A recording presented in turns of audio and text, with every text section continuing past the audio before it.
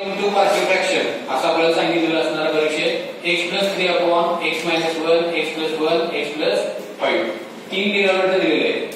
ठीक आहे. केस नंबर 1 बघतोय आपण पार्शियल फ्रॅक्शनची. ही सॉल्व्ह करत असताना आपल्याला इथे डिनॉमिनेटर सेपरेट दिले.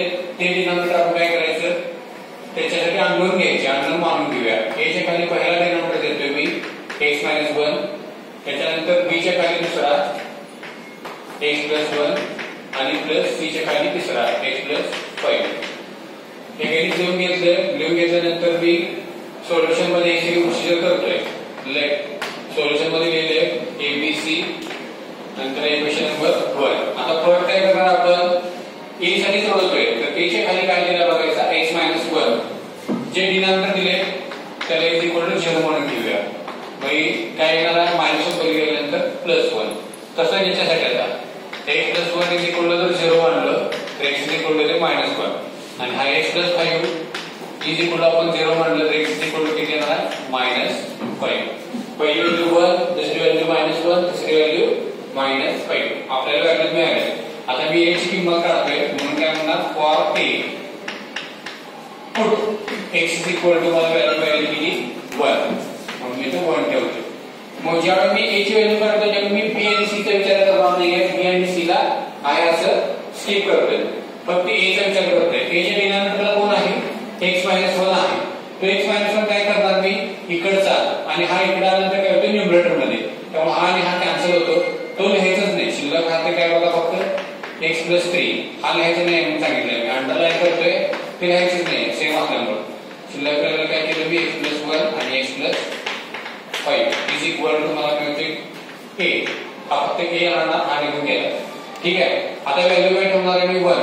जिथे x दिसतो तिथे 1 पुट करूया. 1 + 3 अपॉन 1 + 1 1 + 5 a. बेरीज वजाबाकी जे काय असेल ते प्रोसिजर करून घेऊया. 3 + 1 4 खाली येते 2 आणि येते 6 6 × 2 12. 4 चा भाग लागेल. आन्सर येते a = 1/3. हे आली आपली पहिली व्हॅल्यू याची 1/3. तसंच आता मी काय b साठी आता हे पुसून टाकूया अंडरलाईन केलेलं. आता मी b साठी काढतोय फॉर b पुट काय करणार आहे इथं +1 आहे तुम्ही मला काय आता -1 x = -1.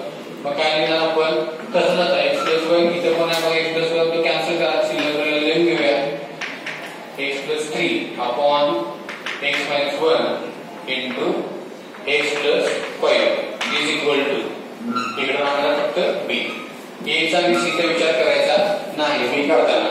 काय येईल मग आता पुढे केल्यानंतर -1 + 3 अपॉन -1 - 1 +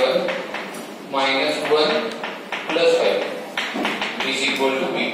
3 मधून 1 गेला तर राहणार आहे 2 आणि खाली -1 - 2 इथं 5 7 नाही गेला तर 4 आहे. 4 गुणिले -2 म्हणजे इथे येणार आहे -8 हा b.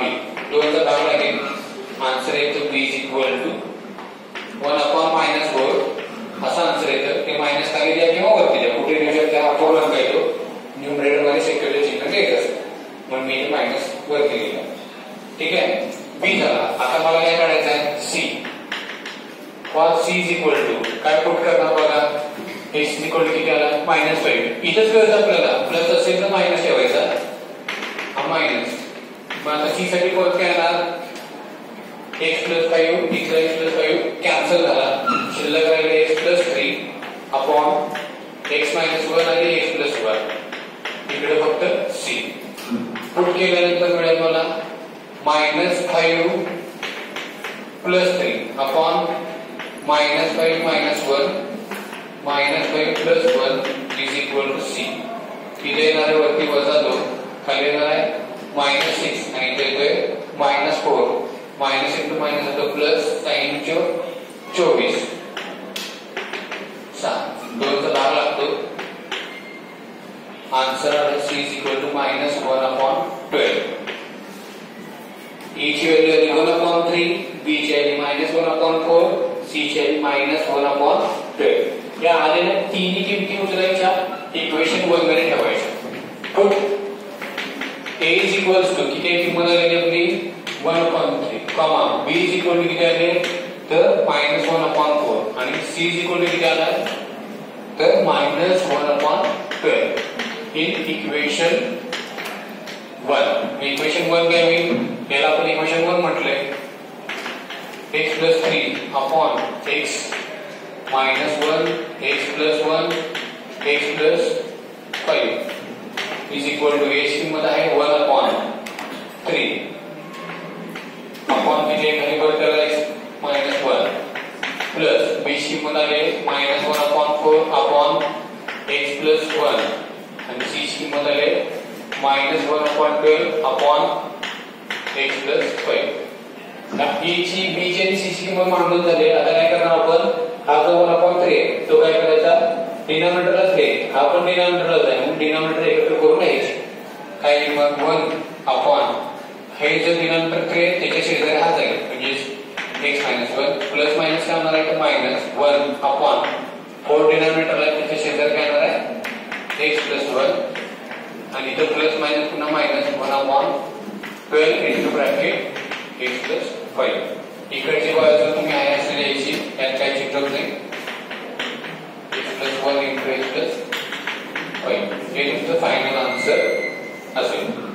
ठीक आहे लक्षात आलं सगळ्यांना बघा.